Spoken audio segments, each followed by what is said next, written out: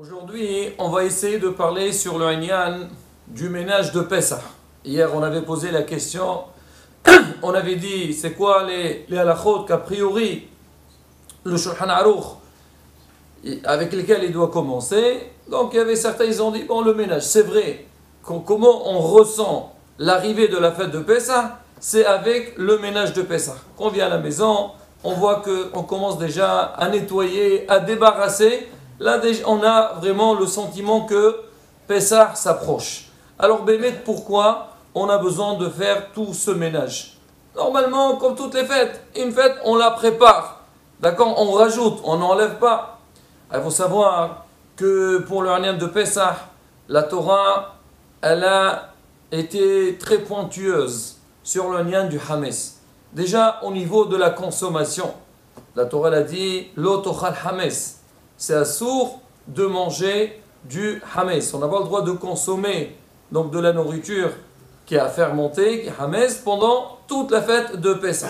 Il aura les noms. Donc l'interdiction, elle est très grave. C'est marqué Pessah Hames Bemashu. Même une goutte de Hames, elle peut déranger. Donc c'est pour ça qu'on a besoin d'exterminer tout Hames de la maison. Mais la Torah, elle a parlé aussi ailleurs. Elle a dit Lo yira'e. Il ne faut pas qu'il soit visible chez toi à la maison le Hames. Toute chose qui t'appartient, tu n'as pas le droit d'avoir dedans du Hames, ni voir, ni se trouver. C'est pour ça que chaque Ben Israël, il a un devoir de nettoyer, de débarrasser dans tous les endroits dans lesquels il y a du Hames. Maintenant, la question qui se pose, jusqu'à où l'homme, il doit vérifier. Alors, Mishnah Meforeshet, dans Masechet Psachim, elle dit comme ça. Elle dit, un homme, il doit vérifier, il doit nettoyer tout endroit qu'il est censé de faire entrer là-bas du Hametz. Là, je vous lis le Lachon qui est rapporté dans le Shulchan Aruch. Alors bon, Bdikat Hametz Bezat Hashem, ça c'est la veille de Pessah, c'est la nuit du 14. Mais là, avant de faire la vérification, l'homme, il a une obligation de tout nettoyer. Il ne peut pas se permettre de dire de toute façon, la miswa c'est la veille de Pessah. Il faut vérifier, il faut enlever tout Hametz que j'ai à la maison. Je vais tout faire la veille de Pessah. C'est impossible. Toute l'année, on consomme du Hametz. Donc en une nuit, on ne peut pas tout finir et c'est très difficile. Il faut préparer la fête. Donc on doit prendre nos précautions à l'avance pour que Bezat Hashem, il n'y a pas du tout de Hametz à la maison. Alors il dit comme ça, tous les chambres de la maison, les rabot amir pasot, même les balcons, c'est quelqu'un il a une cave. Alors ceux-là, on doit aussi les vérifier, on doit les nettoyer et les vérifier. Alors maintenant, dans la maison, il y a aussi d'autres endroits dans lesquels on peut cacher du Hametz, des armoires. Alors tout endroit qu'on est censé de mettre dedans. Il est vrai que à l'époque, quand Hachamim, ils ont dit quand l'homme, il doit nettoyer, l'homme ou la femme, il doit nettoyer la maison, ils ont donné des endroits précis. Mais aujourd'hui, les maisons, ils ne sont plus comme avant. Avant, c'est vrai qu'il y a des endroits quand le Hametz ne pénètre pas du tout là-bas. Alors si Béhémet, c'est des endroits où on ne met pas de Hametz, il n'y a aucune obligation de vérifier. C'est marqué les endroits qui sont en hauteur. Et des fois, on met dedans, je ne sais pas moi, des valises ou des affaires. Et avant de les mettre, on les vérifie. On sait qu'il n'y a pas du tout de Hametz là-bas. Alors il n'y a pas d'obligation de nettoyer là-bas ou de vérifier. Tu veux faire un coup de propre à la maison, ça c'est ton droit. Mais dire que Pessah il arrive et il faut qu'on cherche partout la bataille, ça c'est des choses qui sont en plus. Il n'y a pas d'obligation. Sur ça, je raconte une anecdote. Moreno Arabe Bouguit Sardon, toujours il nous l'a dit, quand on arrive à la fête de Pessah, il dit qu'il y avait une fois, un homme, il a écouté le cours de Moreno Arabe de Rabbi Khalfoun. Il rentre à la maison, il voit sa femme, elle fait le ménage de Pessah. On sait c'est quoi le ménage de Pessah. Bon, d'accord, il y a du travail. Mais le problème, c'est que sa femme, elle ne s'arrêtait pas seulement à vérifier, à nettoyer les endroits où il y a le Hametz, mais partout. Il y avait des endroits en hauteur, on l'appelait Shidda. Donc c'était en hauteur. La femme, elle montait là-bas, elle commence à enlever. Il lui dit, qu'est-ce que tu fais? Il dit, dis-moi, qu'est-ce que tu fais? Tu sais pas, Maintenant, c'est la fête de Pessah. Il faut tout vérifier. Il a dit, je viens d'écouter Moreno Arav Rabbi Khalifoun. Il a dit que les endroits qu'on ne met pas en général du Hametz là-bas, on n'a pas besoin de les vérifier, de les nettoyer. Et il lui a dit, Rabbi Khalifoun, allez, Shlam, on le connaît, c'est un Kadosh. Mais dans les halachot de Pessah, il ne connaît pas grand-chose. Ça, c'est l'histoire des femmes. C'est une réponse très réelle. Aujourd'hui, malheureusement, il est bon à dire aux gens, vous savez, l'obligation de vérifier, c'est dans les endroits où on est censé te faire entrer. C'est vrai aujourd'hui, avec les maisons qu'on a, c'est vrai que en général, il n'y a pas un endroit où on ne peut pas trouver du Hametz. Déjà, on consomme, on tourne et tout, et aussi Blaïnara avec les enfants, donc des fois ils traînent, donc il y a une obligation de chercher et de vérifier. Mais c'est pas pour ça, le Haléno, que cette ambiance de vérifier le Hametz ou de chercher le Hametz à la maison devient une angoisse et qu'à la fin, donc on entre dans un stress et qu'on ne sait pas comment s'en sortir de tout ça. Pas du tout. C'est marqué, bien sûr, l'homme, il doit faire ce qu'il faut faire. L'homme, il doit veiller à tout vérifier, à tout chercher, mais tout dans le calme. Alors on dit, regardez, je vais rapporter une halakha. C'est une halakha que, c'est vrai que nous, dans le passé, je sais avant en Tunisie, au Maroc et tout, c'était pratiquement chez tout le monde. On sait qu'avant la fête de Pessah, alors il n'y avait pas seulement le ménage de Pessah, mais aussi on sait que partout, on fait la peinture à la maison. Tout le monde, pourquoi? On donnait un coup de propre à la maison, et en même temps, parce que les gens, ils avaient peur, ils disent peut-être sur les murs, il y avait du Hametz, v'choulé. Regardez, Rabotai, ça c'est marqué dans la halakha. Shulchan Aruch, Siman, Taou Membet, halakha, waw. Nahagu, legarer aktalim, wa kisaot, shenaga bahem Hametz. Il y a des gens qui avaient l'habitude, des femmes je veux dire, ils avaient l'habitude de gratter donc les murs, les chaises et les endroits dans lesquels le Hametz il a été en contact.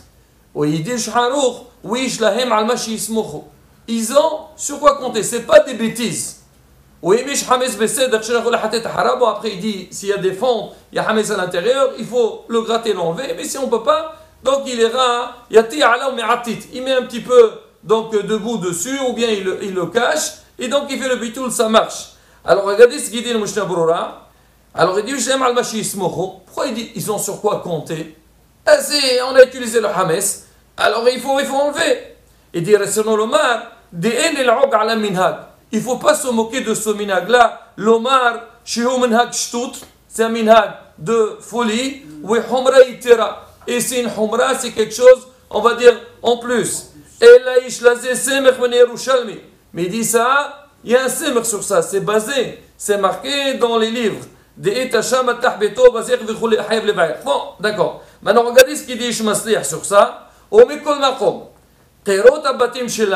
Les murs de nos maisons d'aujourd'hui, aujourd'hui nos murs, ils sont propres. Rabotai, avant, pour celui qui se rappelle, alors sur les murs on sait, c'était pas le mur, il était utilisé aussi, je veux pas dire en tant qu'un décor, mais là, des fois avant on faisait le qaddid, la viande, alors on la mettait au qaddid, on les mettait sur les murs pour sécher. Des fois les gens ils avaient pas, avant il n'y avait pas le frigo, alors les gens ils ont peur que le manger s'abîme, qu'est-ce qu'ils font? Ils font un trou sur le mur et ils attachent là-bas de la nourriture. Ça veut dire quoi? Ça veut dire que les murs avant, ils étaient en contact avec la nourriture. Donc puisqu'ils étaient en contact avec la nourriture, ça peut se comprendre qu'il y a lieu de nettoyer, d'enlever tout le Hametz qu'il y a dedans. Mais aujourd'hui, Baruch Hashem, donc nos murs ils sont propres, il dit aujourd'hui il n'y a pas vraiment d'obligation de le faire. Et il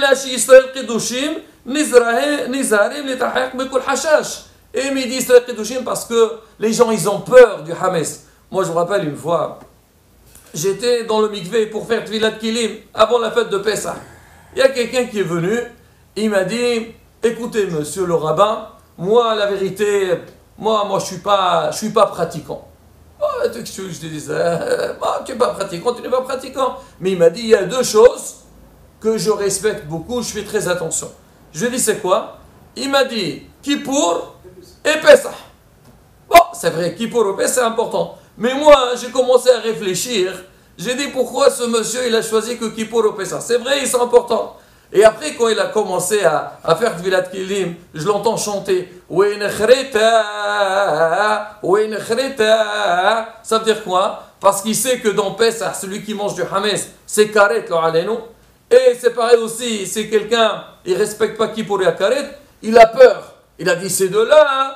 Alors je fais attention et je le respecte. S'il a vu la suite, il y a d'autres aussi, mitzvot, que lo alenu aussi on ne les respecte pas, c'est grave aussi. Mais quoi qu'il arrive, les gens, ils ont peur de Pessah. Alors c'est ce qu'il dit. Il dit Israël Kedoshim, Nizarim Mitrahak Mekol Hashash. Il s'éloigne de tout risque qu'il y a du Hames. Mais il continue. Au Mekol Makom, En Sarich Leafriz Beze, Yeter ala Mida. Mais il ne faut pas abuser. Aujourd'hui, il ne faut pas entrer dans une angoisse. C'est vrai que de voir malheureusement, parce que c'est vrai, on a grandi dans ça. Alors on a du mal un petit peu à détourner un peu cette ambiance. C'est sûr qu'il faut faire. Et c'est pas seulement ça, Rabota. Il faut savoir une chose. C'est marqué Sha'are Teshuva Lonin Alo. Aujourd'hui, il y a beaucoup de Sha'arim. Mais malheureusement, on dit qu'il y a beaucoup de portes. Ils sont fermés aujourd'hui. À cause de la galoute, à cause de nos péchés. Mais il y a certaines portes qu'elles sont ouvertes.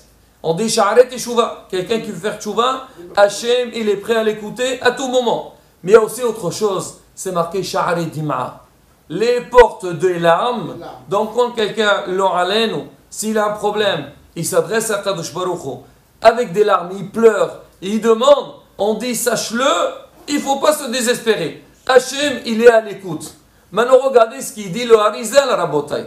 Le Harizal, il dit, et c'est rapporté aussi dans l'Halakha. Le Harizal, il parle pour l'anian de la massa. Il dit quand quelqu'un il travaille la massa, il transpire. C'est normal. La massa, il faut vraiment s'efforcer, bien travailler dessus. Il dit que toute la transpiration qu'on a pour faire la massa, Hachem, il les considère comme des larmes. Et pour dire que quoi? Qu'on a un grand mérite derrière ça. On dit c'est pareil aussi. Quand quelqu'un il court pour faire une mitzvah, alors on dit que quand tu transpires, Hachem il considère comme si c'est des larmes. Alors à plus forte raison pour les dames que avant Pessah, elles prennent leur temps pour préparer. Elles essaient de tout faire pour que Be'ezrat Hachem, il n'y a aucun hachage de Hames à la maison. C'est sûr qu'elles ont un très très très grand mérite.